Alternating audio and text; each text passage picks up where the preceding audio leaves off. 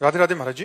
महाराज जी, मैं मेरी परेशानी से बचने के लिए मैं कई बार झूठ बोलता हूँ, पर वही झूठ मुझे और बड़ी मुसीबत में फंसा देता है। मेरी इस आदत से मेरी पत्नी मुझ पर विश्वास करना मुश्किल हो गया है। मैं हर समय हाँ, विश्वास दिलाता हूँ कई पर बार ऐसा लगता है कि हम झूठ से निकल जाएंगे, लेकिन निकल जाने पर भी हम फंस ये जाएंगे। आदत कैसे छोड़ूं महाराज जी? भाई अब इसको तो तुम्हें अंदर से विचार के द्वारा छोड़ना होगा कि कई बार आप ही नहीं, सब लोग, कि चालबाजी से, झूठ से हम बस हेलो, कहा हो यार, मिलना चाहते हैं, बोले इस समय तुम आगरे में हैं और बगल में पड़ोस में खड़ा है हो। मोबाइल से भी बहुत झूठ बोला जाता है, नहीं बोला जाता। तो हमें लगता है कि हम झूठ बोलकर बड़ी सफाई से बच जाते हैं, लेकिन नहीं, वही हमारी गंदी आदत हमको सत्य से दूर कर देती है। नहीं, असत्य संपातक पुंजा। और जब झूठ पकड़ी जाएगी, पकड़ तो जाएगी ना, तो जैसे आपने कहा पत्नी ने विश्वास करना बंद कर दिया, बहुत बड़ा घाटा हो गया।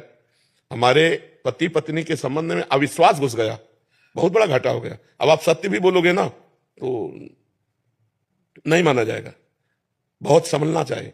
एक गांव का लड़का गांव वालों को परेशान करने के लिए अपने मित्रों से कहा, देखो अरे भेड़िया आया, भेड़िया आया, खूब हल्ला मचाया। तो गांव के लोग दौड़े गए, बोले क्या?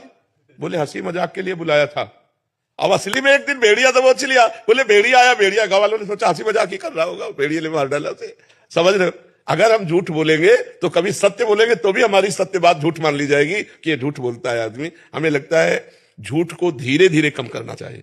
कह दें आज से हरिश्चंद्र सत्यवादी, तो ऐसा नहीं हो पाएगा, क्योंकि जवान है और माइंड है, वो झूठ से बचता रहा है तो प्रयास करेगा झूठ का। धीरे धीरे धीरे धीरे हम, अगर हम सत्य बोल देंगे तो फांसी थोड़ी चढ़ा दी जाएगी, हमारे आचरण सही हो जाएंगे, हमारा जीवन सही हो जाएगा।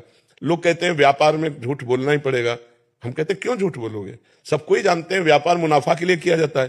तो ये बंदा जो वस्तु बेच रहा है, इसका भी परिवार है, इसकी भी दुकान मकान है, उसके लिए खर्चा इसी से ले रहा होगा। तो अब ये कहने की जरूरत कि देखो भाई साहब, ये जो चीज है ये 120 की पड़ती है हमें, पर हम कसम से कह रहे हैं मुनाफा नहीं लेंगे, आप 120 का दे दो।